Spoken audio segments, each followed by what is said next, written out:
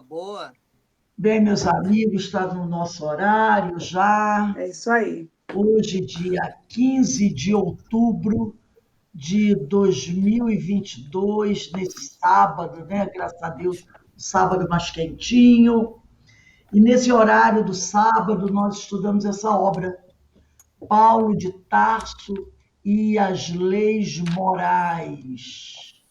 Esse livro de Guilherme Del Valle da Silva. E nós estamos estudando, né, o capítulo que trata da lei de adoração, Paulo de Tarso e as cartas vivas do Evangelho. No meu livro, nós vamos começar na página 30, lá no último parágrafo da página 30. Mas antes de iniciarmos o nosso estudo, vamos fazer a nossa prece. E eu também tinha pedido a vocês que deixassem aí o livro Vinha de Luz ou Cartas de Paulo, tá? Vinha de Luz ou Cartas de Paulo, para a gente utilizar. No Zap eu botei a mensagem lá, livro de apoio. Então, nesse momento, vamos elevar o nosso pensamento ao alto, vamos pensar em Jesus, vamos pensar nos amigos espirituais, pedindo ao Pai que nos abençoe, que nos envolva, para que a gente possa aproveitar esses momentos de reflexão para crescer um pouco mais. E assim, Senhor, envolvidos por essas vibrações, queremos te pedir também que o Senhor abençoe e tenha misericórdia daqueles nossos irmãos mais sofredores, aqueles, Senhor, que nesse momento se encontram mais necessitados do teu amor, do teu consolo e do teu amparo. Que esses irmãos possam ser envolvidos pelas bênçãos do céu, para que em breve possam vencer esse momento de dificuldade e seguir a sua caminhada. Que a tua luz, Senhor, continue a nos iluminar e te pedimos que nos dê a permissão para iniciarmos os nossos estudos da tarde de hoje, graças a Deus. Bem, meus irmãos, vamos lá começar a nossa leitura. Nós estamos aqui na página 30, né? O meu é página 30, último parágrafo, que diz assim: o Espiritismo ensina que Jesus é o guia e modelo da humanidade, né? Quando aponta o caminho que devemos seguir para a conquista da paz e da verdadeira felicidade. Então, o Espiritismo nos ensina isso, né? Jesus é o guia, é o modelo da humanidade, é aquele Espírito que o Senhor nos enviou para nos ajudar na nossa caminhada, no nosso processo evolutivo. É o nosso mestre. Por essa razão, não basta aos seguidores do Cristo indicar o caminho preconizado por ele. O adágio, né, quer dizer, o lema, faço o que digo, mas não faço o que eu faço, não convém aos cristãos verdadeiros. Além de falar, é necessário exemplificar.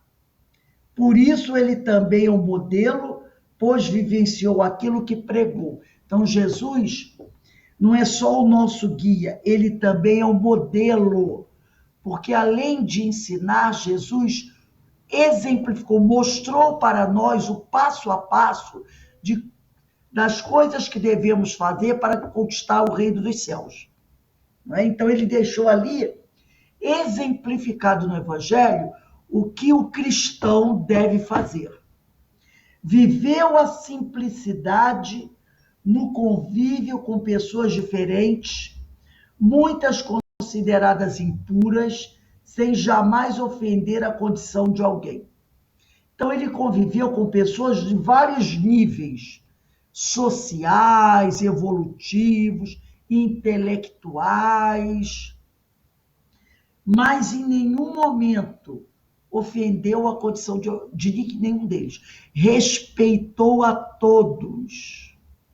No instante do lava-pés, aquela cerimônia do lava-pés, na casa de Maria Marcos, com os apóstolos, vivencia a humildade e a simplicidade, características fundamentais dos eleitos do Senhor. Ele disse que ia lavar os pés dos apóstolos. Pedro disse: não, Senhor, não vou permitir que o Senhor lave os meus pés. E aí Jesus disse para ele: se você não permitir que eu lave seus pés, você não poderá ter parte comigo, porque eu vim para servir, não para ser servido. Então ele deixou isso bem claro, né? O cristão, ele deve buscar servir e não fazer questão de ser servido. E aqui diz assim, ó: viveu a mansuetude diante da incompreensão de Judas. Não se rebelou com Judas por causa disso, pelo que ele fez. Viveu a resignação perante os soldados agressores que lhe rasgaram a carne e lhe agrediram com zombarias e impropérios, quando ele foi preso e torturado. Viveu a paciência diante da invigilância de Simão Pedro ao negar-lhe por 3 vezes, e o negou por medo, puro medo, apesar de ter caminhado com ele bastante tempo aqui na terra, ao lado dele, né? Viveu a indulgência, acolhendo a mulher adúltera sem julgamentos, mas apontando o caminho que conduz a Deus. Ele auxiliou a mulher adúltera, ele não a condenou e ainda recomendou a ela que tomasse cuidado, que buscasse, né, zelar melhor pela sua conduta para não vir no futuro a sofrer novamente agressão. Viveu a benevolência para os agressores, restituindo a orelha cortada por Simão Pedro no guarda que o prendera após o beijo de Judas, quando ele diz para Pedro, né, Pedro, embainha a tua espada, porque quem vive pela espada morre pela espada. E ali ele, né, sarou a orelha do homem que queria prendê-lo. Viveu a fé caminhando sobre as águas, indo ao encontro dos discípulos, ainda vacilantes diante das tormentas da vida. Viveu o verdadeiro perdão diante da cruz da ignomínia, ensinando perdão aos agressores. Viveu a espontaneidade, recebendo as crianças, pois o reino dos céus é para aqueles que se assemelham a elas. Viveu a mediunidade santa, autorizando a humanidade à prática do intercâmbio mediúnico, que Moisés prudentemente havia proibido, nos dando a diretriz segura para esse mistério. Lá no Tabor, né? Quando Elias e Moisés se apresentam à frente dele, porque nós sabemos que Moisés havia lá no passado proibido, mas havia proibido porque o intercâmbio tinha se transformado numa moeda de troca, numa questão muito vulgar. Então ele proibiu esse tipo de intercâmbio. E Jesus ali no Tabor, ele consolida. Viveu o altruísmo como pacificador por excelência. Viveu o amor e a caridade, nascendo na terra, doando-se de todas as formas para o bem da humanidade. Ele é um espírito puro. E sabia que ao nascer aqui, ao encarnar, porque ele não encarnou na terra, ele encarnou. Ao encarnar na terra, ele sabia de tudo que ele ia sofrer. Claro que ele sabia, porque ele conhecia aquela população, aquela humanidade. Então ele sabia que não seria bem-vindo e nem bem-quisto para o grupo, e que por causa disso iria correr risco de vida. Mas mesmo assim, ele veio. Por fim, viveu a imortalidade, deixando a experiência da ressurreição, a aparição espiritual, aquela depois que ele morreu, né? Quando ele ressuscita após a morte do seu corpo físico, a fim de concluir a lição sobre o seu reino não ser deste mundo. Então, o que houve ali foi a ressurreição espiritual. O espírito renasce, né? O espírito estava encarnado, então ele livre do corpo físico, ele renasce para a verdadeira vida, que é a vida espiritual. Se ainda aguardamos uma carta de orientação para saber como devemos proceder para a conquista da verdadeira felicidade, basta observarmos como Jesus venceu o mundo e fazer o mesmo. Ele é a carta viva da verdade e do amor.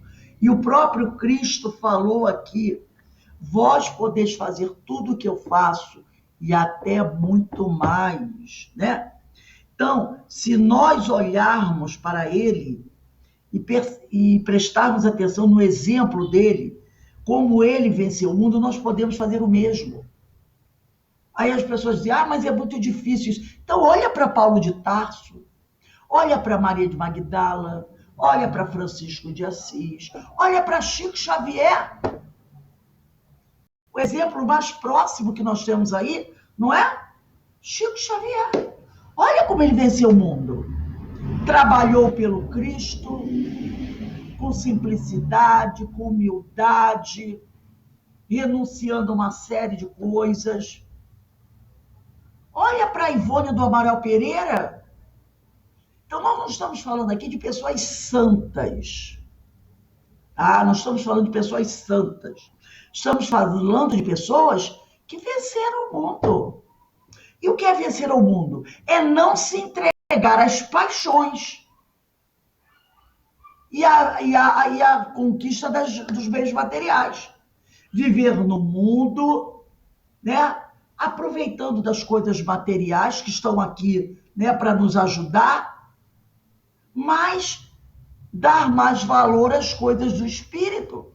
Ivone do Amaral Pereira fez isso, Irmã Dulce fez isso, Chico fez isso.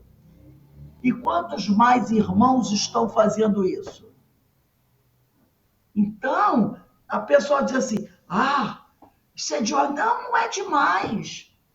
É a vida simples, dedicada ao Senhor, buscando a nossa transformação, buscando amar os nossos semelhantes, buscando não querer o mal do próximo, a destruição do próximo. Entendeu? É isso. É isso aí. No mundo em que nós vivemos, de provas e expiações, no nosso grau evolutivo, é isso. Ninguém vai pedir de nós um comportamento de espírito puro. Ninguém vai pedir. Nem de espírito, né, elevadíssimo, não. Porque nós não podemos oferecer isso ainda, não é? Mas que a gente esteja se esforçando e buscando seguir o caminho do Cristo sem querer mudar os seus ensinos para a nossa conveniência, para que a gente possa justificar a nossa consciência. Entendeu? Porque tem pessoas que estão tomando certas atitudes que sabem que são equivocadas e estão pegando o evangelho e tentando distorcer o evangelho para justificar a sua consciência.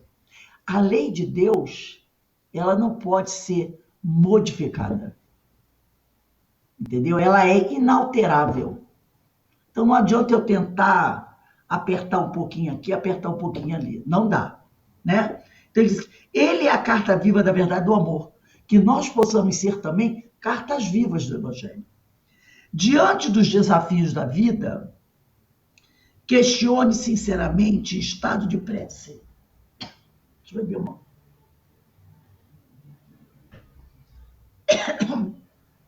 Se Jesus estivesse na situação em que me encontro, o que faria?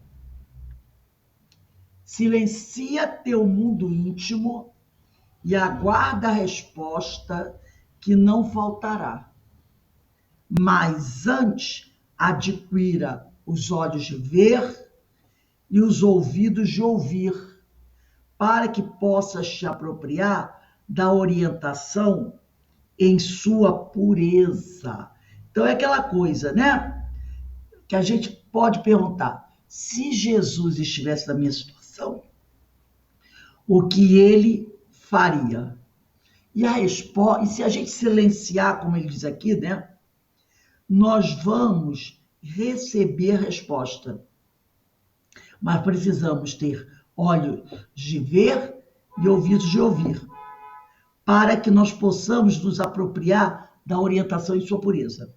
Se ele nos disse, sois deuses, está lá em João, capítulo 10, versículo 34, é porque podemos realmente fazer.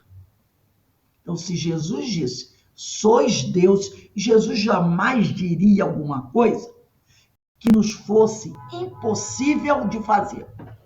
A pessoa vai dizer assim, mas ele disse isso para quando nós formos espíritos puros. Não, porque ele esteve aqui na Terra quando não havia nenhum espírito puro.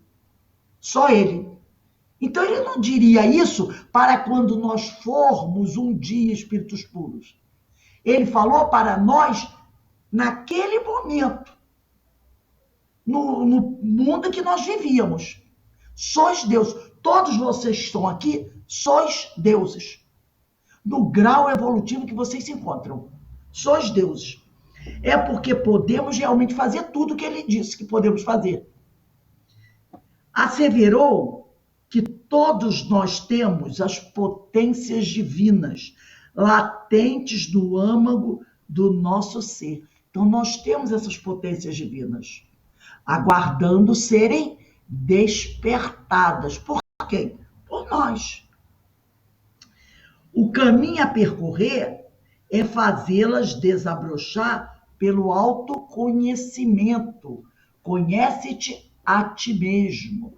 A partir do momento que o indivíduo começa a se autoconhecer, ele vai começar a desabrochar, ele vai começar a fazer desabrochar essas potências divinas. Assim, ampliaremos nossa visão diante da vida, na superação dos desafios, compreendendo que as aflições são estágios passageiros da alma rumo à perfeição relativa, que a perfeição absoluta nós nunca alcançaremos. Essa é do Senhor. O que podemos almejar é perfeição relativa, né? Então, se a gente começar a fazer, buscar esse autoconhecimento, nós iremos, aos poucos, deixando desabrochar essas potências divinas dentro de nós, né? Assim, nós teremos mais condições de vencer os desafios à nossa frente, tá? Compreendendo que muitos desses desafios, dessas dificuldades, são estágios, né, temporários, passageiros, que a alma vai enfrentar ao longo da sua caminhada. Eu trouxe aqui um texto para partilhar com vocês, da Joana de Ângeles, chamado Decisão na Verdade. Tá aqui, é do livro Leis Morais da Vida. A Joana diz assim, decisão na verdade. Havendo eu sigo cego, agora vejo. Está lá em João, capítulo 9, versículo 25, né? O jovem, é uma história de um jovem que ela está trazendo. O jovem padecia de cegueira desde o nascimento. Jamais conhecera a luz. Então, era cego de nascença. Sua vida se encontrava povoada de trevas, em cujos meandros tateava com aflição. Jesus abriu-lhe os olhos, concedendo-lhe a diamantina claridade da visão. Inundado pela luz externa que o fascinou, enriqueceu-se de gratidão por aquele que o libertou. Instado à informação do fato, deu a inciso, conciso no eloquente testemunho de Júlio, porque ele foi levado a ter que dizer como aquilo tinha acontecido. Ele precisou ir ao templo, porque era muito comum naquela época. Se você tinha um defeito físico e ficasse curado, você tinha que ir ao templo, se apresentar, mostrar a sua nova situação e dar o testemunho, dizendo como essa mudança aconteceu. E ele, né, foi obrigado a ir ao templo. E chegando lá no templo, ele deu o testemunho dele. Ele contou, né, o que aconteceu com ele contou quem o curou. Não acreditado pelos que o cercavam. Não acreditaram nele. E o inquiriam, o interrogavam. Ele reafirmou a ocorrência. Confirmou o que tinha acontecido, asseverando haver sido ele o antigo cego, face à dúvida que o cercava. Então ele chegou lá e disse: eu era aquele que andava pelas ruas cego, encontrei Jesus, ele me curou, eu agora vejo. Mas o pessoal não acreditou. E ele reafirmava essa verdade. Convidado a opinar sobre quem o beneficiária, fez conclusivo: é profeta. Né? Quando perguntaram para ele: quem é esse homem que curou você? Quem é esse Jesus? Ele diz: é um profeta, intimado a injuriar e desmerecer o desconhecido benfeitor. A ingratidão de muitos que logo, ouvida, esquecem o socorro recebido, permitindo-se a dúvida, ao lado da subserviência aos transitórios triunfadores, foi explícito. Se é pecador, não sei.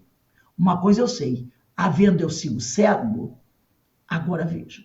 Então, aqueles que estavam ali em volta dele disseram para ele: não, você tem que dizer que esse homem era um pecador, que essa sua cura, se ele é pecador, essa cura não foi realizada por profeta, foi realizada pelo diabo. Né? Então, ele foi cutucado para fazer isso. E o que ele disse? Se ele é pecador, eu não sei. Mas uma coisa eu sei: eu era cego, agora eu vejo. Não lhe importava quem ele era. Não importava ao cego quem Jesus era, e sim o que ele fizera.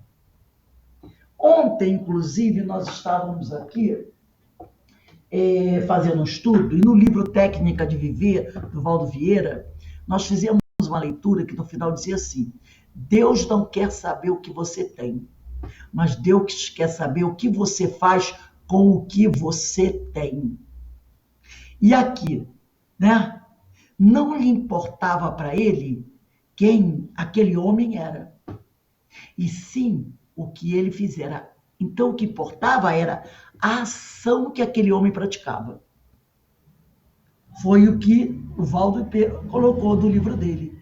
Deus não quer saber o que a gente tem, mas o que a gente vai fazer. Qual a nossa ação com o que a gente tem? E é a mesma coisa aqui. Não importa quem o homem é, mas importa saber o que ele realiza. Porque aí muitas pessoas dizem, né? Aquele homem é ateu. Não importa se ele é ateu. O que importa é o que ele faz. Defrontam-se no ensino evangélico as duas conjunturas habituais, luz e treva. Enfrentam-se as duas situações, verdade e mentira. Duela a suspeita com a convicção. A suspeita daqueles do templo e a convicção do homem que era cego e agora vê. Teima a pusilanimidade contra o sentimento leal. Apesar dele ter chegado lá e dado o depoimento, eles querem que ele volte atrás na sua assertiva. Insiste o despeito, agredindo a nobreza. O fato, porém, triunfa. O bem relevante sobrenada entre as águas turvas do mal enganoso. Nada importava ao jovem, agora vidente. Ele via. O essencial era que se encontrava a ver. Não só ver as coisas, mas ver a verdade. Nem assim, diante das evidências, cessava a hostilidade contra o Filho de Deus. O cipoal das paixões humanas através das habilidades da astúcia, abriam-se em ardis infelizes, tentando apanhar o incomparável amigo dos sofredores. Hoje, no entanto, ainda é assim. Tropeçam e atropelam-se os cegos do corpo com os do espírito. Os últimos, né, os cegos do espírito, são piores do que os primeiros, que são os cegos do corpo, porque se negam a ver, preferindo a urdidura da infâmia e da perversidade nas quais se distraem e anestesiam a razão. Cuida-te contra a cegueira imposta pelos preconceitos, pelo orgulho, pelos descalabros de todo porte. Já fizeste o teu encontro com Jesus. Nós já fizemos o nosso encontro com Jesus. Agora vês. Beneficia-te da claridade a fim de progredires. Não mais acondiciones trevas morais nas antigas sombras dominadoras das paisagens íntimas. Sai na direção do dia de sol para servir.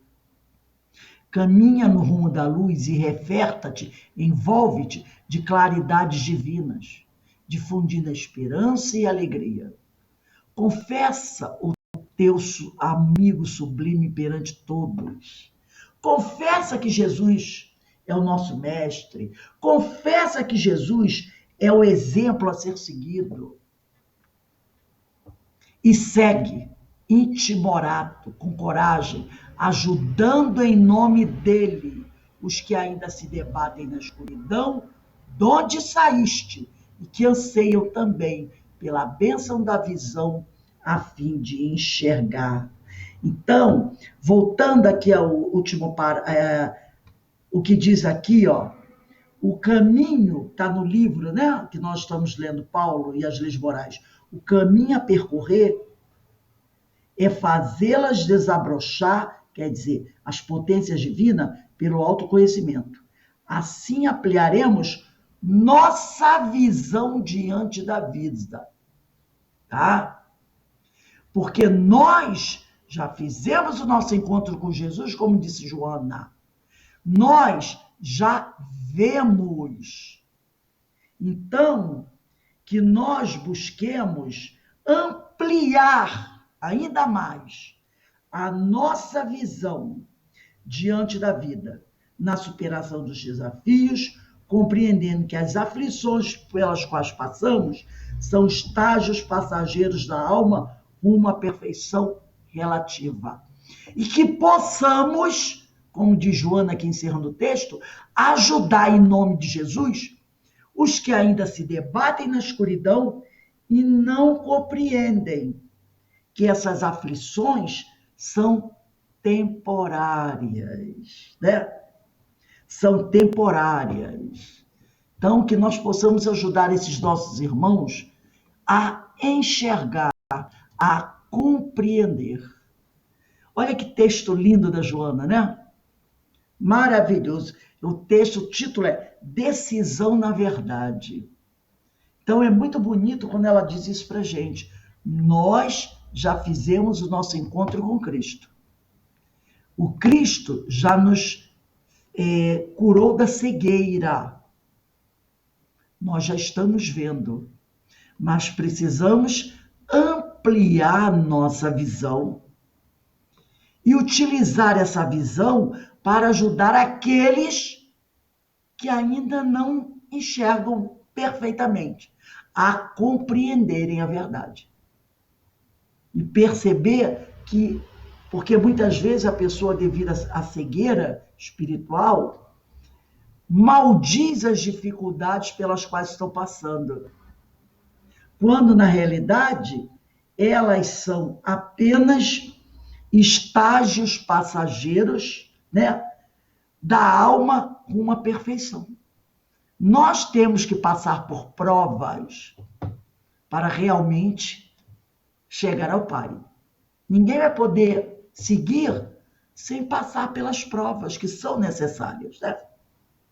Vamos voltar aqui ao nosso livro.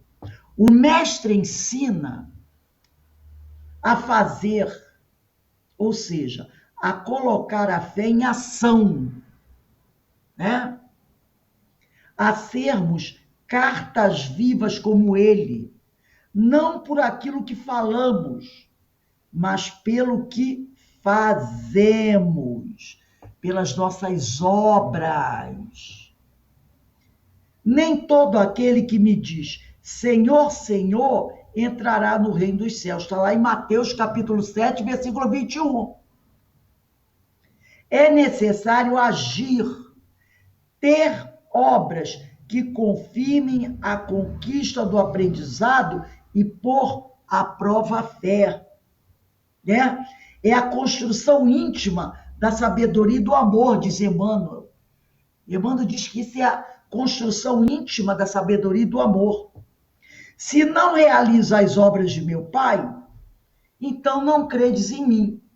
Se, porém, realizo e não credes em mim, crede nas obras, a fim de reconhecer definitivamente que o Pai está em mim e eu no Pai. Está lá em João, capítulo 10, versículo 37 a 38. Vamos pegar aí o Vinha de Luz, capítulo 72, ou Cartas de Paulo, página 170.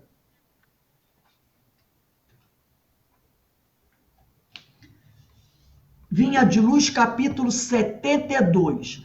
Cartas de Paulo, página 170. Eu vou pedir assim, ó. O Alberto vai ler o primeiro e segundo parágrafo. A Ana Brito, Ana Constantino, lê o terceiro. Anota aí, hein? Alberto, primeiro e segundo. Ana Constantino, terceiro. O terceiro e o quarto, Ana Constantino, o terceiro e o quarto. O quinto, lê a Iraci. O quinto, lê a Iraci. Ana Brito, ainda não falei não, né? Ana Brito lê o sexto. E a Eloá lê o último. Tá? Então vamos lá. Alberto 1 e 2. Ana Constantino Vamos lá. 4. Vamos lá. 1 Coríntios. Mas se o Senhor o permitir, em breve irei ter convosco. E tomarei conhecimento, não das palavras dos orgulhosos, mas do seu poder. Não as palavras. Então, agora é o Emmanuel, né, interpretando Coríntios. Não as palavras. Cristo e os seus cooperadores não virão ao encontro dos aprendizes para conhecer as palavras dos que vivem na falsa concepção do destino, mas sim dos que se identificaram com o espírito imperecível da construção evangélica. É indubitável que o Senhor se interessará pelas obras, contudo, toda vez que nos reportamos a obras, geralmente os ouvintes somente se lembram das instituições materiais visíveis no mundo, ricas ou singelas, simples ou suntuosas.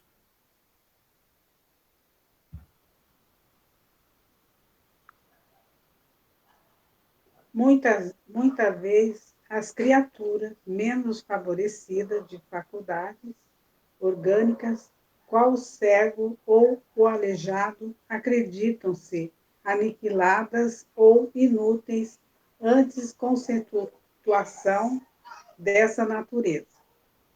É que, comumente, se esquece o homem as obras de santificação que lhe competem efetuar no próprio espírito.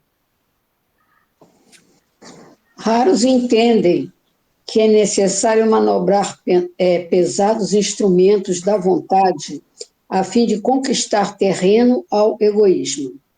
Usar enxada de esforço pessoal para o estabelecimento definitivo da harmonia no coração. Poucos se recordam de que possuem ideias frágeis e pequeninas acerca do bem e que é imprescindível manter recursos íntimos de proteção a esses germes para que frutifiquem mais tarde. Olha, eu não sei aonde que nós estamos, não achei. O Lógico. 160 é Sementeira e Construção, é isso? As palavras.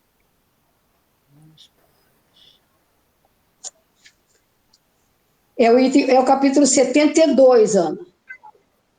Ah, tá. Obrigada. 7:2.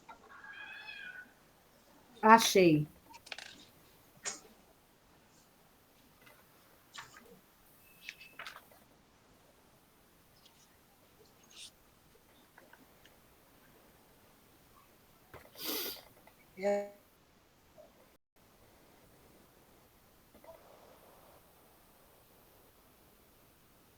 Leana, Ana fechou o microfone. Ana, liga o microfone, é o penúltimo parágrafo. Acho que é lógico. É desditoso. Não, Ana, é lógico, é lógico. Página 170 do Cartas de Paulo. Ah, 170. Ela falou 72. Não, é do Vinha de Luz, capítulo 72 do Vinha de Luz. Cartas de Paulo, 170.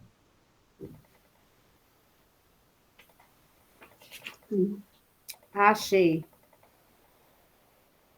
É lógico que as palavras dos que não vivem inchado do personalismo serão objeto das atenções do mestre. Em todos os tempos, mesmo porque o verbo é também força sagrada que esclarece e edifica. Urge, todavia, fugir aos abusos do palavratório improdutivo, que menospreza o tempo na vaidade das vaidades. Agora é Eloá.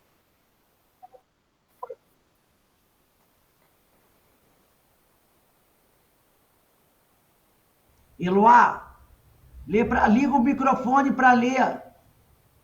Tinha desligado, o meu microfone está louco.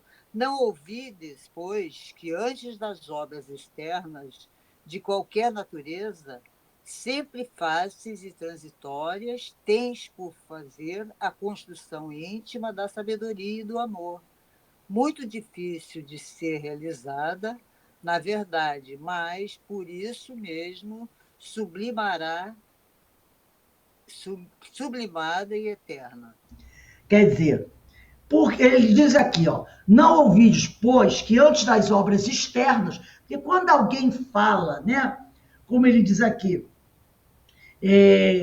quando alguém fala sobre obra, vamos realizar alguma obra, as pessoas pensam logo em fazer coisas materiais, né?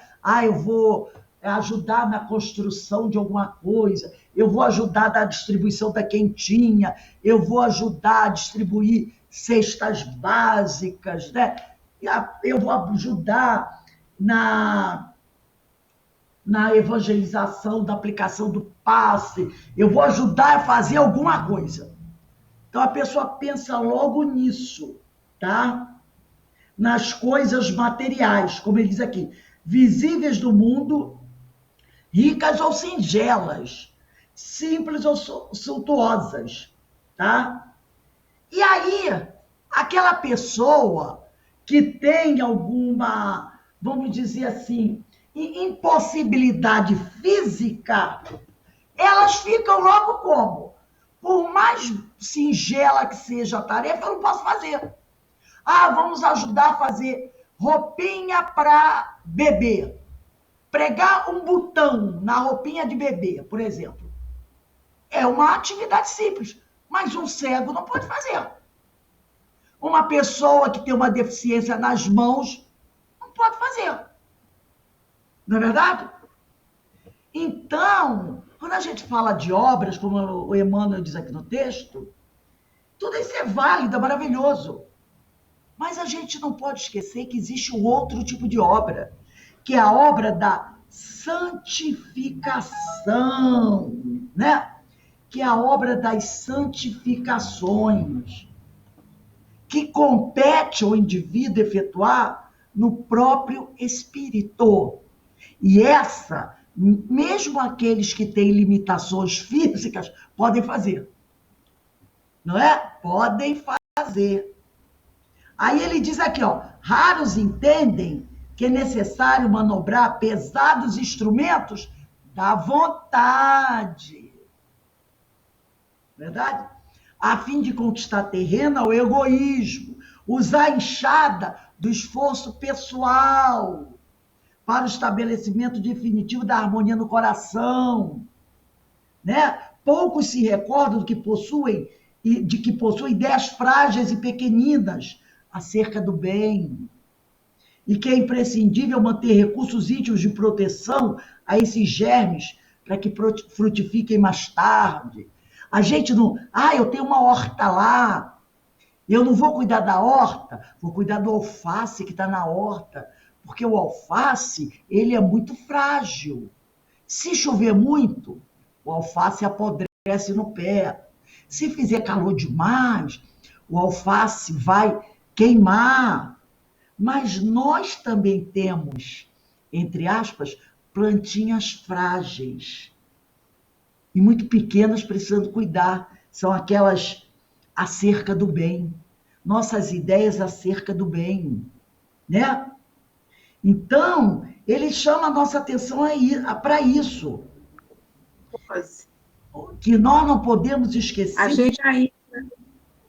Pode falar. A gente ainda faz algo a interesse próprio ainda, né?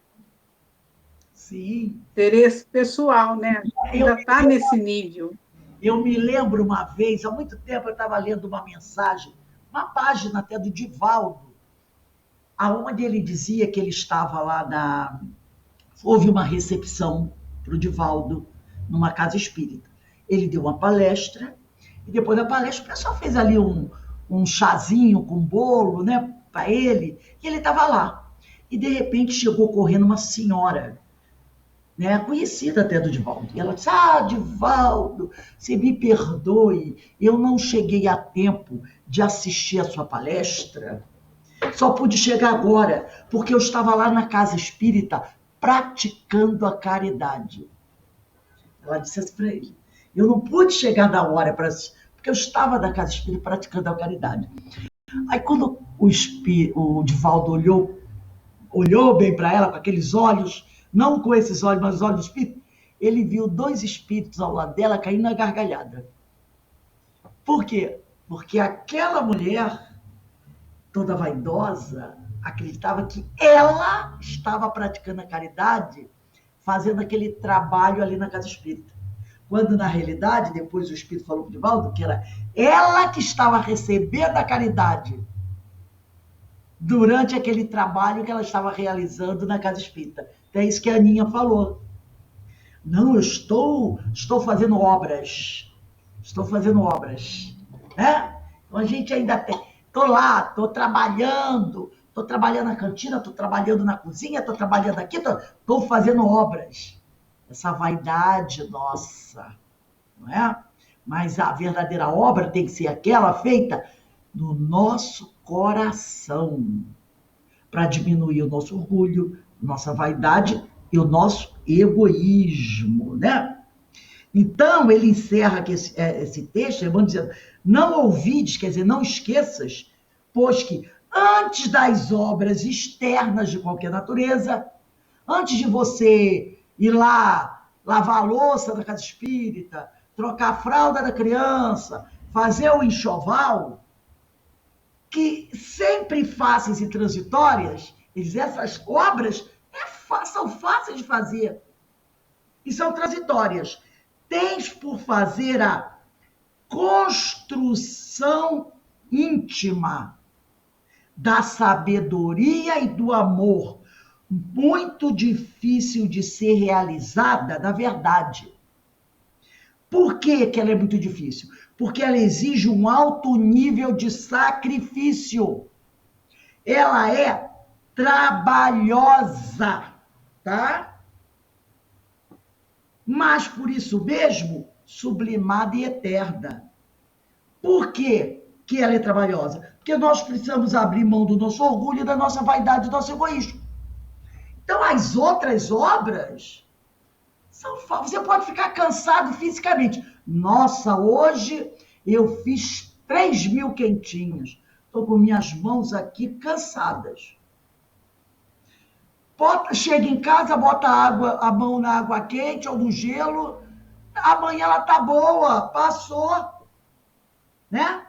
Mas aquela obra da renovação íntima, essa é difícil para a gente ser realizada. Porque a gente precisa abrir mão dessa trinca. Orgulho, vaidade e egoísmo. E é difícil eu querer abrir mão disso, gente. A gente até diz assim, né? Eu não sou mais egoísta. Todo mês eu dou uma cesta básica, eu tiro peças de roupa do meu armário, eu não sou mais egoísta. Esse egoísmo, isso aí também é fácil de fazer. Isso também é muito fácil de fazer. Tá? Agora, a gente querer apagar essas coisas do nosso coração, do nosso modo de ser, o famoso eu sou assim, ainda sou assim, e não adianta ninguém falar comigo que eu não vou mudar, não é? Essa é complicada, gente. É complicada, porque ela exige um alto nível de sacrifício. Vamos voltar aqui no nosso texto. Conectando essas lições com o nosso cotidiano, podemos refletir acerca de 2 temas principais que estão em alta na atualidade, chamados espiritualidade e religiosidade, tá? O Espírito Emmanuel afirma na introdução do livro Nosso Lar. Tá logo na introdução. A introdução chama Novo Amigo. Ela tá aqui o pedacinho. Quem quiser escrever aí do lado do Nosso Lar o título Novo Amigo, só para lembrar o nome, escreve aí. Diz assim, o que está lá do Nosso Lar. Os passos do cristão, que essa introdução chama-se Novo Amigo. Os passos do cristão em qualquer escola religiosa devem dirigir-se verdadeiramente ao Cristo. E que, em nosso campo doutrinário, precisamos, em verdade, do espiritismo e do espiritualismo, mas muito mais da espiritualidade, tá? Então, seguindo aqui. Desse breve texto, Emmanuel aponta as religiões como caminhos para a aquisição do que realmente fará diferença em nossas vidas, afirmando que em qualquer escola religiosa que tem Jesus como mestre, deve atentar principalmente para o desenvolvimento e a conquista da espiritualidade. Então, Emmanuel diz aqui, ele diz que as religiões são caminhos. E o Herculano Pires, no estudo que nós fizemos essa semana, do livro Agonia das Religiões, ele também fala isso, que a religião é um caminho para a espiritualização do homem. A religião não é o final da caminhada, ela é o meio, ela é o caminho para você alcançar a espiritualização, entendeu? Então é o que Emmanuel está dizendo aqui.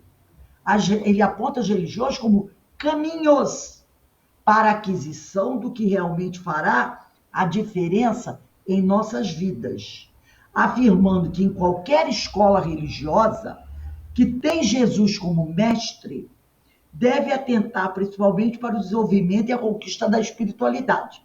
As religiões são meios e não fim, pois não basta o homem ir a algum templo religioso ou dizer algumas palavras, tampouco fazer, ou dizer algumas palavras, tampouco fazer algum ritual, utilizando roupas especiais, se não tiver em foco o desenvolvimento da espiritualidade real. Foi aquilo, né, que Jesus disse, que Mateus trouxe no capítulo 7, versículo 21. Nem todo aquele que diz Senhor, Senhor entrará no reino dos céus. Não é? Então, não são as palavras e os gestos que importam, tá? Mas o sentimento e a reforma íntima. É isso que importa. O sentimento e a reforma íntima. Analisando assim, a pessoa pode se dizer ateu e ser muito mais espiritualizada do que outra que vai religiosamente a algum templo de fé. Mas não consegue superar a horizontalidade do mundo. Entendeu? Porque a pessoa pode viver dentro da casa espírita, como dizia o povo antigo, ser barata de igreja, mas não conseguir superar a horizontalidade do mundo.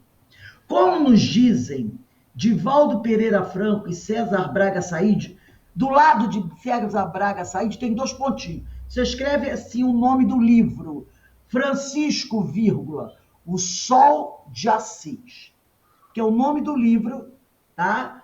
Como nos dizem Divaldo Pereira Franco e César Braga Said, 2 pontos.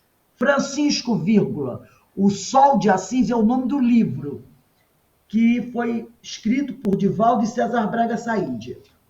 Francisco, o Sol de Assis.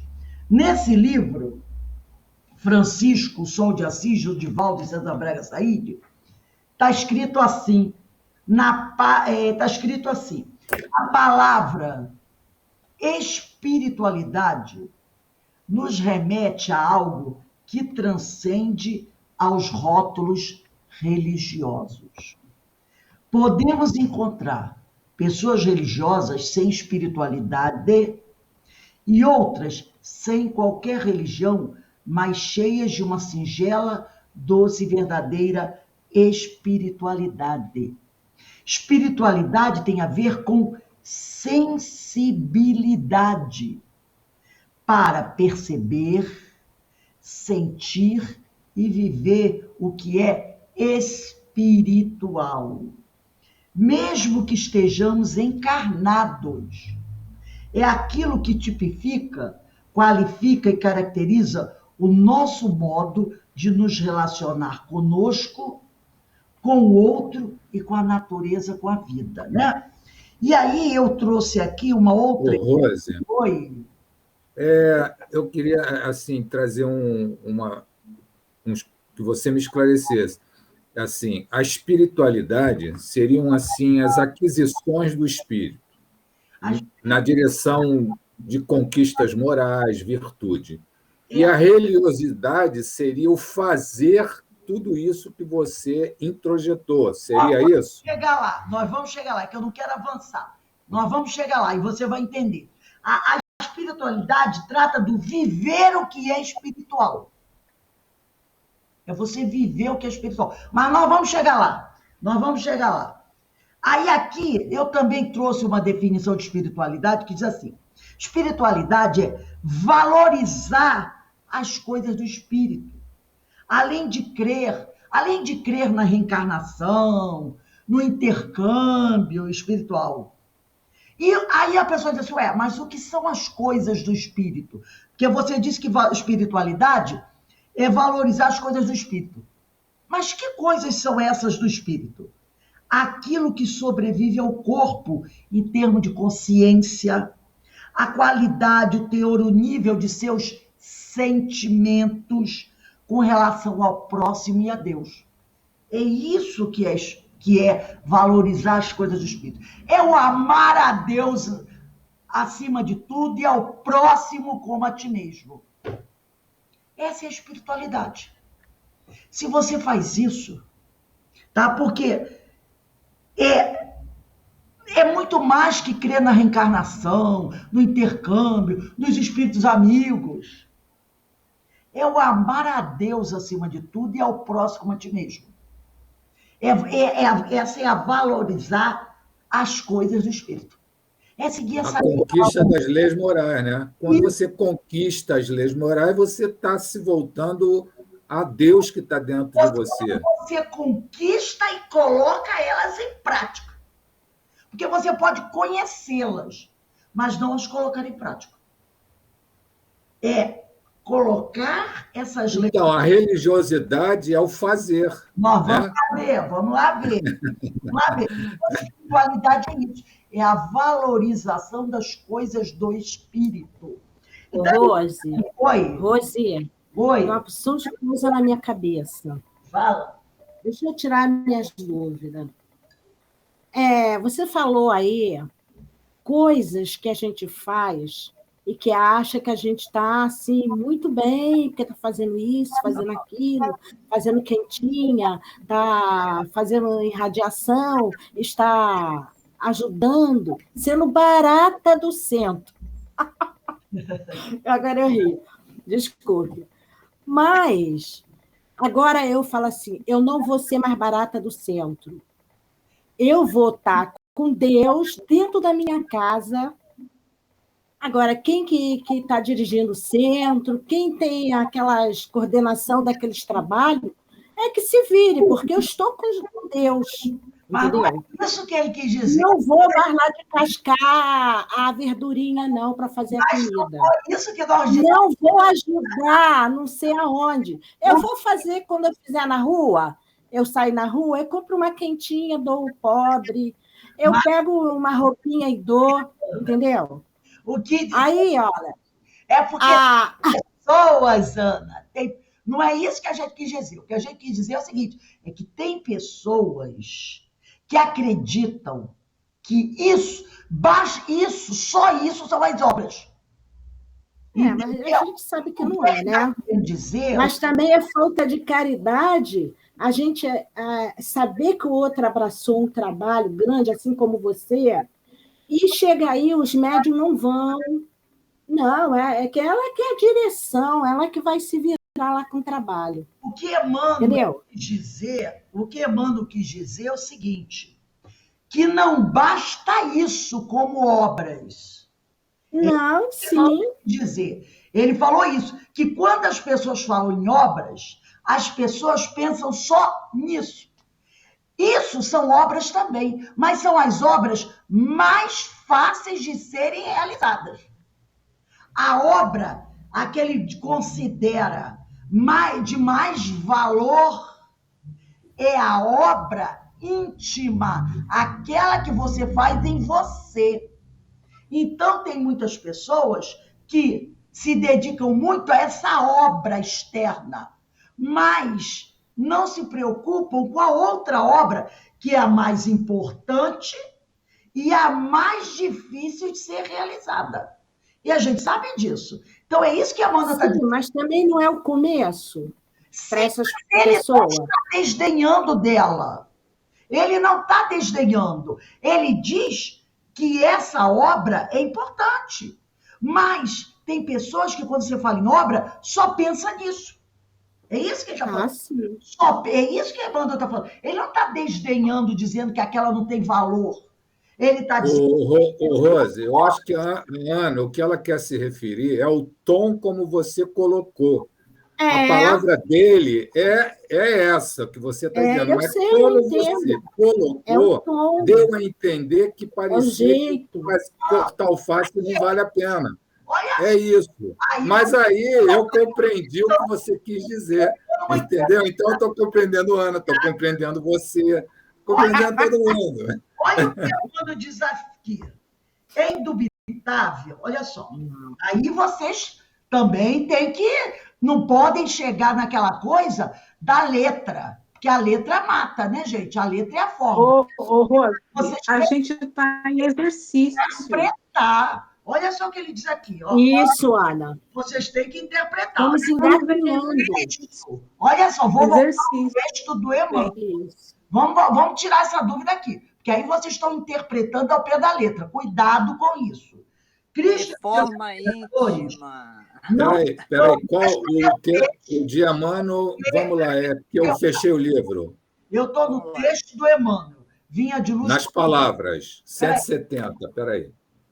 Cartas de Paulo 170, Vinha de Luz, capítulo 72. Ele diz assim: Cristo e seus cooperadores não virão ao encontro dos aprendizes para conhecer as palavras dos que vivem na falsa concepção do destino, mas sim dos que se identificaram com o espírito imperecível da construção evangélica. É indubitável que o Senhor se interessará pelas obras. Ele disse isso. É indubitável que o Senhor se interessará pelas obras.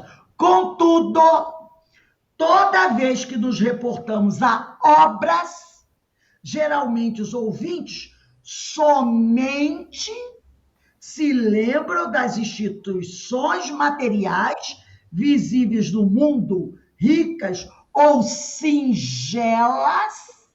Fazer uma roupa, pregar um botão na roupa de bebê é uma atividade singela. Eu só exemplifiquei a atividade singela. Simples ou suntuosa. Trabalhar na cantina é uma atividade simples. Eu só ilustrei com o trabalho da Casa Espírita. Agora, vocês não podem fazer a leitura ao pé da letra, que aí complica. Então, foi o exemplo. Eu poderia dizer assim: trabalhar varrendo rua é uma atividade singela. Mas eu trouxe para nós espíritas. Porque muitas vezes, tá? Nós fazemos atividades simples e singelas da casa espírita, tá? E achamos que estamos fazendo grandes obras. É o início, sim, mas é apenas uma atividade simples e singela. Porque a grande atividade, a principal, a mais difícil, é essa da reforma íntima. Ô, Rose, eu posso dar um exemplo, assim, mais que é básico. Aquele palestrante que fala somente aquilo que ele está lendo ali e não vive nada daquilo. Isso. Falar a palavra, desenvolver a palavra é uma atividade simples. Agora, ele introjetou aquilo que ele está estudando e que ele está passando, ele faz realmente aquilo, entendeu? É isso que a Rose quer dizer e o que a Emmanuel quer dizer. Entendeu? Você tem que exemplificar, porque você tem que se transformar, que é difícil você vencer as suas barreiras, as suas dificuldades, os seus vícios, né? Para conquistar as virtudes. Esteja dentro da casa espírita, esteja dentro de uma igreja, esteja dentro do centro de Umbanda. Eu vou dar um exemplo. A minha nora, minha ex-nora, acha que ela é da Umbanda, ela acha que ir lá, incorporar os espíritos, dar as comunicações e dar conselhos para os outros, ela está fazendo a caridade. Ela não tem noção de que a caridade é de Deus, a misericórdia de Deus, fazendo com que naquilo ela possa trabalhar para o outro, mas ela está trabalhando para si mesma, não é isso? Para ir diminuindo as suas... Ela não tem noção, ela pensa de forma contrária. Ela acha que ela está fazendo caridade, igual essa pessoa que a Rose deu o exemplo aí, que Divaldo viu, né? Pela desculpa que ela deu. Então, Denise, isso que você falou e a Rose está falando, eu compreendi e estou comungo de tudo que Rose falou. Eu só interpretei o que Ana quis dizer. Então, a gente tem que tomar cuidado para a gente não interpretar... Eu também, Alberto, eu entendi das duas formas. Eu entendi que a Ana quis dizer assim. Então, a gente sempre reforma a gente não entender que eu citei exemplo de atividade simples e singela. E como o Emmanuel disse. Mas, Rose, na hora que você deu o exemplo, eu percebi dessa forma. Eu falei, caramba. Mas aí eu estou entendendo que o teu objetivo é colocar a essência do texto. Mas, às vezes acontece. Mas E quando a gente exemplifica, dá um sentido diferente. Mas não anula o que você disse. O que você disse estava repleto de, assim, de bom senso, de boa. Porque Eu entendi. não adianta atenção, olha só. Preste atenção, gente. Eu jamais iria dizer que fazer esse trabalho na casa espírita não tem valor. É claro.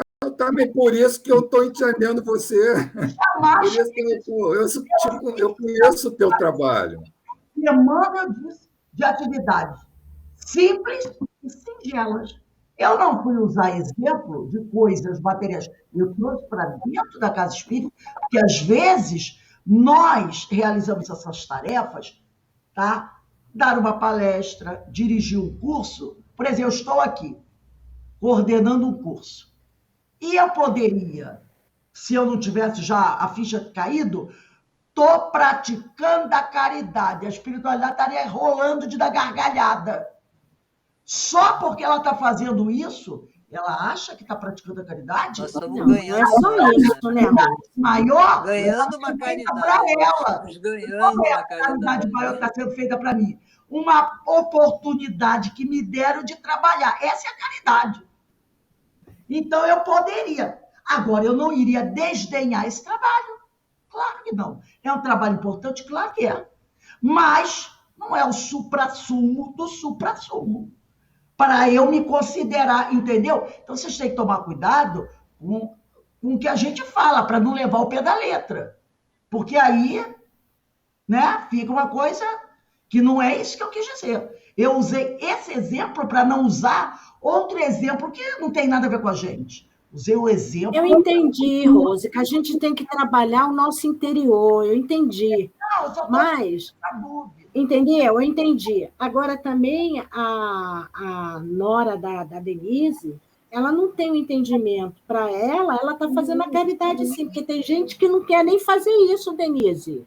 Eu Fala sei para disso. tirar a mediunidade, porque não quer. Não quer. Nem Eu sei isso. disso. Eu tenho esse exemplo na minha família também. Não quer. Eu tenho exemplo na minha família, não quer. Seguir aqui. Então, ele diz aqui, ó, sendo assim, podemos afirmar que espiritualidade é um sentimento que influencia nosso modo de encarar a vida, oriundo da nossa consciência de ser imortal, desenvolvendo a mentalidade espiritual, mesmo estando vinculada ao corpo físico, sujeito às vicissitudes da matéria. Na sequência, os autores supracitados citam o pensamento do educador Régis de Moraes, que consta na introdução do livro Espiritualidade e Educação. Esse é um outro livro que o Divaldo e o César Braga Said vão citar, tá? Onde afirma que espiritual é a panela no fogo e o fogo bendito, a cesta com alimentos que trazemos para os familiares, o tricotar e o limpar a casa, o trabalho honesto, o salário digno, a escolha de bons candidatos, o sexo vivido com amor, a prática de atividades físicas. Tudo isso é espiritual. Divaldo Franco e César Said, no livro Francisco Sol de Assis, comentam: da mesma maneira, cita o autor, podemos depreender que espiritual são também a oração diária, a solidariedade prestada a alguém, a caridade em sentido amplo e assim por diante. Precisamos de espiritualidade em nossos atos cotidianos, né? Precisamos de espiritualidade em nossos atos cotidianos, espiritualizando nossas tarefas rotineiras, colocando nelas o nosso melhor sentimento, de modo que elas nos tragam prazer e realização. É procedendo assim com alegria e boa vontade que vamos desenvolvendo nossa espiritualidade. Enquanto espiritualidade trata do viver o que é espiritual, sendo o desenvolvimento do autoconhecimento refletido sobre o nosso mundo de relações, religiosidade se refere ao modo como nos conectamos com Deus. Então, religiosidade é a nossa fé, é a nossa crença, é a nossa devoção. Isso que é religiosidade. É a nossa fé, é a nossa devoção, é a nossa crença, tá? É o modo como nós nos conectamos com Deus. Enquanto a primeira, a espiritualidade, trata do despertar do indivíduo para a sua essência imortal e viver como tal, viver como um ser imortal, a segunda, que é a religiosidade, trata da busca constante da criatura para alcançar o Criador. Deu para entender agora? Não se refere a um método único para obter esse resultado, pois toda vez que uma pessoa se esforça para entrar em contato com Deus, não importando a forma, ela está desenvolvendo a sua religiosidade. Não importa a forma como ela faz, né? O Espiritismo ensina que não necessitamos de expressões exteriores para isso, né? Para desenvolver, né? Aqui, ó, o Espiritismo ensina que não necessitamos de expressões exteriores para desenvolver a nossa religiosidade, mas não condena quem assim o faz. Quem gosta de botar lá a sua santa no altar, acender a vela para ela, pode fazer. Tá? Pode fazer. Nós não precisamos disso. Não há necessidade de você se ajoelhar à frente de um altar. Mas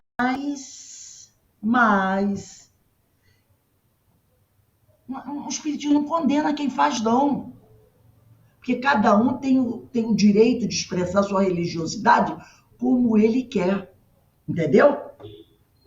Quem condena é que está errado. Aquelas religiões que condenam os nossos irmãos umbandistas, os nossos irmãos do candomblé, os nossos irmãos católicos, que realizam a procissão, as missas e aquelas cerimônias todas, eles estão errados. Se o católico, se o umbandista, se o pessoal do candomblé precisa dessas questões para, né, expressar a sua religiosidade, não tem problema nenhuma. Que a gente saiba que a gente não precisa. Né? Não precisa. Para eu entrar em comunicação, entrar em oração para o Senhor, eu não preciso. Para eu rezar para Maria, eu não preciso me ajoelhar na frente da estátua de Maria. Eu não preciso. Mas se eu quiser, se eu quero expressar minha religiosidade dessa forma, não tem problema nenhum. Tá? E se o ritual ainda é um meio para fortalecer o sentimento religioso de alguns indivíduos, é de bom alvitre que se mantenha assim, até que se desenvolva um novo estágio calcado na fé raciocinada.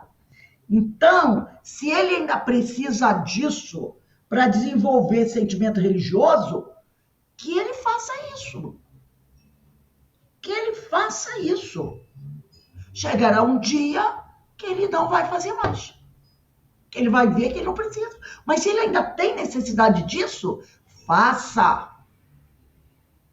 Nosso esforço é esclarecer e orientar como desenvolver a religiosidade de acordo com o ensinamento dos espíritos, da codificação, sem jamais violentar a consciência ou crença alguma.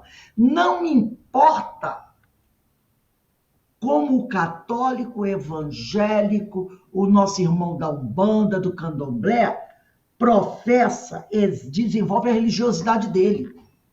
não me interessa. Entendeu? Não me importa isso.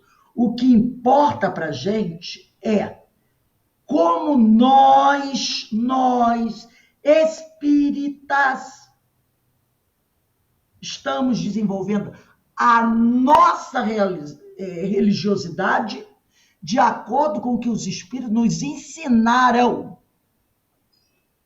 É eu. Como é que eu faço isso? É isso que importa. O outro não. O outro não. Aí ele diz aqui, de acordo com o ensinamento dos espíritos da codificação, sem jamais violentar a consciência ou crença alguma. Cada um no seu quadrado. Entendeu? Emmanuel esclarece. Depois do esclarece, bota o nome do livro aí. Palavras de Emmanuel.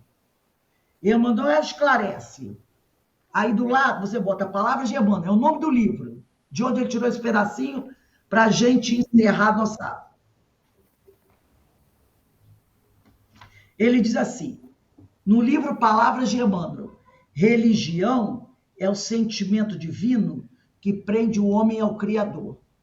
As religiões são organizações dos homens, falíveis e imperfeitas como eles próprios, dignas de todo acatamento pelo sopro da inspiração superior, que as faz surgir. São como gotas de orvalho celeste, misturadas com os elementos da terra que caíram. Muitas delas, porém, estão desviadas do bom caminho, pelo interesse criminoso, pela ambição lamentável dos seus expositores, dos seus líderes. Nós sabemos disso. Mas a verdade um dia brilhará para todos, sem necessitar da cooperação de nenhum homem. Então, a religião é o caminho, tá? Religião é o caminho, tá? Ela é o caminho, são os meios. Agora, são organizações dos homens. Nós sabemos disso. Tanto que Jesus não criou nenhuma religião. Agora, como é criação do homem, ela é falível, muito falível. Ela é imperfeita porque os homens são imperfeitos. E nós sabemos que algumas religiões estão desviadas do bom caminho pelo interesse criminoso, pela ambição dos seus líderes. Não é isso que a gente vê, meu Deus? Não é? Líderes religiosos fazendo a cabeça dos seus seguidores de forma contrária ao que está no Evangelho. Isso é um absurdo. Mas é algo de assustar, é algo da gente dizer assim, oh, meu Deus, não! Quem é que dirige essas religiões? São os homens. Então, a gente vai encontrar esses casos dentro mesmo da doutrina espírita. Nós não vemos, às vezes, algumas situações, às vezes, lastimáveis? Sim, nós vemos algumas situações lastimáveis. É que a gente vê que aquilo está errado. Mas ele diz aqui, Emmanuel, a verdade um dia brilhará para todos, sem necessitar da cooperação de nenhum homem. Então, gente, o que eu quero que fique bem claro aqui para todos nós é que todas as tarefas, tudo que a gente faz em benefício do próximo é louvável. Tudo que a gente faz de material para buscar é louvável. Tudo. Não importa o que é. Mas a grande obra é a que a gente realiza do nosso coração. Por quê? Como disse Emmanuel, todas as obras materiais que a gente realiza são fáceis de realizar. são fáceis de realizar. E muitas vezes você realiza essa tarefa e além de realizar, e quando a pessoa realiza essa tarefa, muitas vezes ela não quer dizer que ela expresse isso, mas ela usa aquela para ela mesma aquela tarefa nesse sentido de eu estou fazendo tudo. Eu estou fazendo tudo. Isso, ou melhor, a pessoa diz assim, a realização dessa tarefa que eu faço, e eu citei o exemplo da casa espírita, porque eu não vou usar o exemplo lá da casa da outra religião, ela acredita que realizar aquela tarefa já dá a ela o direito do reino dos céus. E aí Jesus diz isso, né? Nem todo aquele que faz essas tarefas e que diz Senhor, Senhor, entrará no reino dos céus. De repente a pessoa, e eu falei barata de igreja, nem falei barata de centro, barata de igreja, barata de centro fica por aí. A pessoa pode entrar no centro às 5 da manhã e sair meia-noite. E nem assim ela estará conquistando o reino dos céus. Porque às vezes é só aquilo que ela faz. E o interior dela continua do mesmo jeito. Vaidade, orgulho e egoísmo. Entendeu? Isso, Rose. Eu acho que ficou bem explicado, sim. É exatamente isso. Aí, quando retorna à espiritualidade, leva aquele baque que acha que está lá no meio da escada, né? Chegando nas escadas finais, próxima, né, da escada de Jacó, e está apenas lá ainda no térreo. Mas se não tiveres amor... Menina, né, isso daí depende da amor necessidade fazer com amor. da pessoa. Irmão Jacó. Tem um livro chamado Irmão Jacó. Ai, Jesus. Eu lembrei dele. História de um dirigente de casa espírita, de alguém muito grandioso dentro do movimento espírita. Acho que é Irmão Jacó, esse livro. Eu sei. Conta a história de um dirigente espírita. Voltei. Voltei, irmão. Eu voltei, gente. Voltei. Qual foi o grande problema dele? Não foi esse? Isso. Ele leu esse livro? Voltei, foi. Foi esse. Ele, se eu não me engano, Agora, deixa eu falar uma coisa, Rose. eu acho que ele era um dirigente espírita, não é? E quando ele estava no mundo espiritual, Era dirigente. ele olhou e disse, nossa, olha o problema que ele teve. Ele foi até atendido pelo doutor Bezerra de Menezes, não é isso? Foi. O Jacó. Bittencourt Sampaio, ele foi recebido, mas muito com uma problemática individual e do espírito muito grande, porque ele operacionalizava a obra dele de exemplificar o que ele tinha conquistado de forma equivocada. Ele era assim autoritário, assim ele intransigente, era uma série de situações que ele, na prática do dia dele no centro, tinha, apesar de um profundo conhecimento. Mas, na hora lá, ele disse, nossa, eu não tenho luz nenhuma. Ele voltou cabisbaixo, ele viu que... E aí, Bittencourt Sampaio veio levantar a moral dele na espiritualidade. Não, você está no processo de caminhada. Agora ele deve estar bem mais iluminado, né? Sim, ele tinha conquistas, mas a forma como ele viu o sentimento, quando a gente falou de espiritualidade, que são as conquistas no sentimento, ele era de uma forma que ele era assim, muito duro, muito incisivo, era o que ele exigente, tinha que ele achava que tinha que ser feito, coisa desse tipo. Ele não tinha as obras íntimas, essa obra que Emmanuel falou. Ele não tinha essa obra, ele não fez a obra dentro dele. Ele tinha obras externas, mas a obra dentro dele ele não realizou. Pois é. E é o que Emmanuel falou, é a difícil de ser feita. Foi o que até a Denise comentou sobre o palestrante que tem uma palestra exuberante, coloca situações assim, citações, mas na vivência dele, ele não tem vivência, ele não vive a espiritualidade nem a religiosidade. Não, a religiosidade ele pode ter, mas a espiritualidade, a conquista, o viver.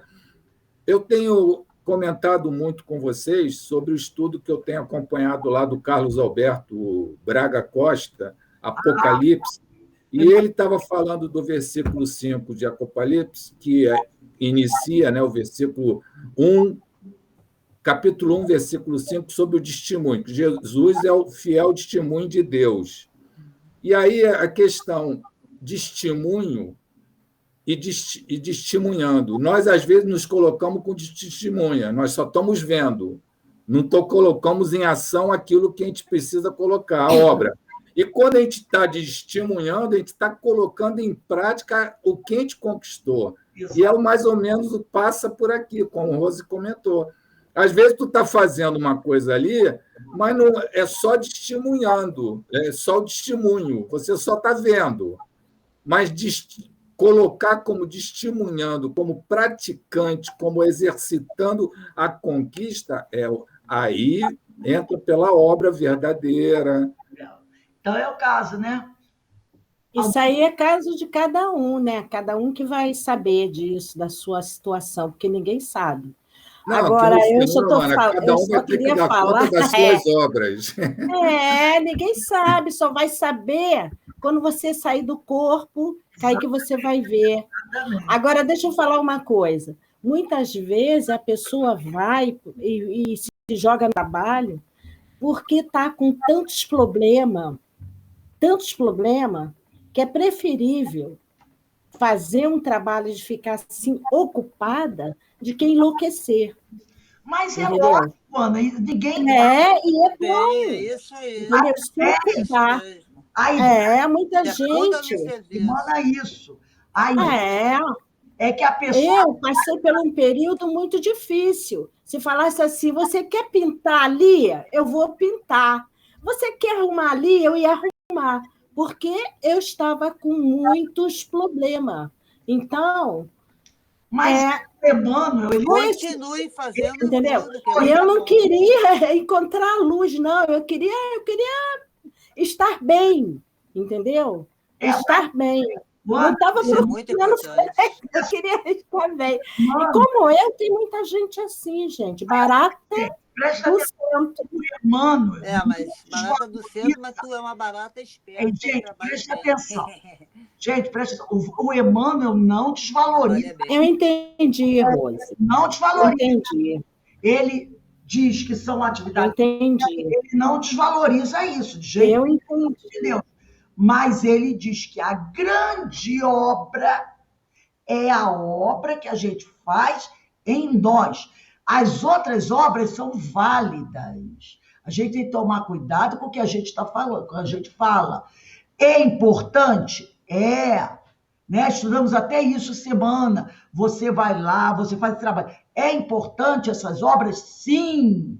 Mas ele colocou que a grande obra, a mais difícil, é essa dentro de nós. Então, a gente tem que tomar cuidado com o que a gente fala, senão fica parecendo que o Emmanuel está desvalorizando essa obra que a gente vai lá na Casa Espírita e faz. Não é. Ele não desvaloriza. Ele só diz que a mais importante é a obra dela. E a gente sabe disso. A gente sabe que tudo que se refere à reforma íntima será sempre mais importante. Ele faz um alerta, né, Rose? O alerta eu dei um exemplo também. Pode falar alguém. Não, fala. Eu dei exemplo também da minha nora, não para criticar a religião dela, é para mostrar para vocês o entendimento que ela tem. E aí depois eu conversei com ela, que ela tinha, né? Que eu acho que agora ela refletiu que ela tinha. Porque depois eu conversei com ela, que isso são oportunidades exatamente que a gente tem, mas que Deus nos dá, são concessões, é a misericórdia divina que dá esse instrumento para que você se melhore. Que não pense que é só fazendo essas coisas que você se melhora, porque às vezes também as pessoas fazem muito pelo ritual externo, às vezes está lá fazendo, descascando a batata, mas está xingando, né? Ou está ali só para dizerem que ele faz alguma coisa, só para as Verdade pessoas verdadeira. verem que ele está fazendo alguma coisa, mas Não realmente ele muda não está a fazendo alma, né? nada. Não muda o coração. Se A bem gente que vê isso muito isso. também se bem também, quem trabalha ali está sendo assistido, não é? Com Está sendo certeza, é uma terapia. ajudado, Está né? Os treinando. nossos irmãos superiores trabalham com a caridade para nós, Verdade. né? Com Nos certeza. trata com caridade, nos dando... Oportunidade, né, de Não, mas trabalho. assim, você recebe passes, você recebe esclarecimento, né? Nós E Vai aí, recebemos começando aos pouquinhos, mais do vai que damos. interagindo, né? não, Digo exatamente, mesmo. nós recebemos mais do que damos. Então, é Com sempre certeza. importante. Agora, deixa eu falar uma coisa, Aninha, eu também era barata de centro, tá? Não, eu sou até hoje. Ó, dia do mestre, dia dos professores, parabéns para vocês. Porque eu ia Hoje é o dia para do dizer que eu mestre. estava estudando, só que eu não estudava, entendeu? Então, Mas aos olha, deu para poucos, entender muito bem. que eu fui Muito bem. absorvendo, que eu fui entendendo. Então, aí a gente passa a se modificar. É A gente, cada exatamente isso. dia, né? Mas a Vai gente começa naquele mesmo, interagindo. né? Naquele trabalho, Mas é. aquele trabalho mais Mas, simples de Denise, isso varrer, tudo, E isso de vamos tudo é um limpar. fazendo, processo. né? A gente começa de uma Exatamente. maneira É e vai isso. E a gente adquirindo, vai graças a Deus, sentindo, nós temos hoje a oportunidade, Aquela graças história a da Deus. balança, pelo né? que o Um Cefa vai lá em nos cima, outro oferece fica lá desses embaixo. estudos, a gente Não São participa de importa. outros santas estudos. oportunidades, Então, a como gente vai sempre. Quantas amadurecendo. Hoje a gente tem um encarnações entendimento ainda, diferente. quantas Hoje a gente sabe que. milhões. Vamos Então, encerrar. é um processo Vamos que a gente chegar vai lá, vamos adquirindo, chegar lá. né? Exatamente, exatamente. Então, vamos encerrando aqui a nossa reunião de hoje. Lembrando que amanhã, às 10 horas, nós temos o nosso seminário comemorativo do aniversário da nossa casa, às 10 horas da manhã. Todos estão convidados. Nós vamos falar da lei de adoração. Teremos aqui um palestrante. Esse rapaz, ele é lá de Nilópolis, é alguém assim que tem muito conhecimento, sabe? Alguém assim, com muita profundidade. Então, é sempre uma oportunidade da gente aproveitar o conhecimento dele para crescer, né? E ele é do Centro Espírita Leopoldo Machado, lá de Nilópolis. Então, espero poder contar com a presença de todos vocês. Eu vou mandar hoje à noite o link, se vocês quiserem distribuir para outros companheiros, quiserem participar, fiquem à vontade, tá bom? Então, vamos encerrar o nosso estudo da noite de hoje, da tarde ainda da noite de hoje. Vou pedir para o nosso irmão Alberto fazer a nossa prece de agradecimento. Alberto, por favor.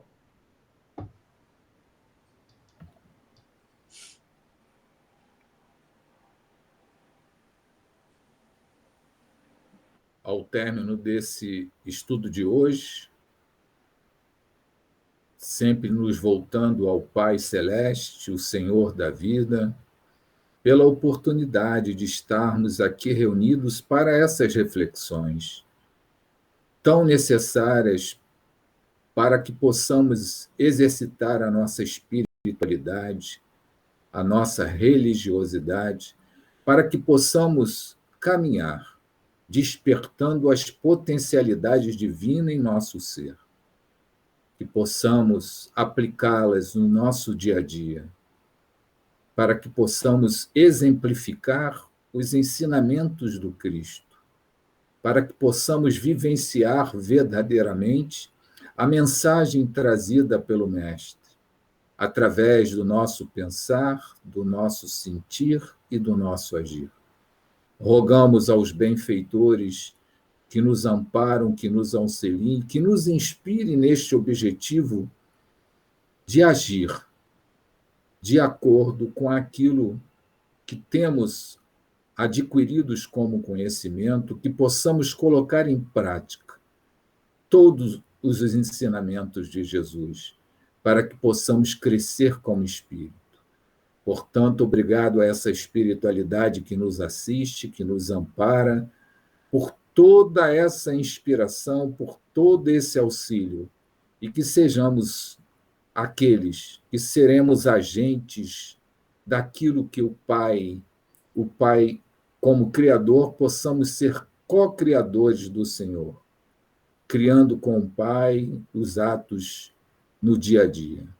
Portanto, Mestre, obrigado pelos seus ensinamentos e que estejamos com vós hoje, agora e sempre. Graças a Deus. Então, meus irmãos, uma boa noite a todos. Um bom fim de semana. Aproveitem aí o calorzinho, o solzinho, para curtir aí no domingo, tá bom? E amanhã a gente se vê. Boa noite. Beijo, Um abraço. pessoal. Beijo. Deus. Tchau. Bom Tchau. Tchau, gente. Beijo, meus queridos. Uma boa noite a todos. Graças Boa noite, boa noite. a Deus. Tchau. Viva as professoras, os professores. Opa, feliz dia dos professores. Abraço aí para os meus companheiros. Abraço, abraço. Obrigado, Eloá. Beijo, beijo. Até Beijo. amanhã. Até amanhã.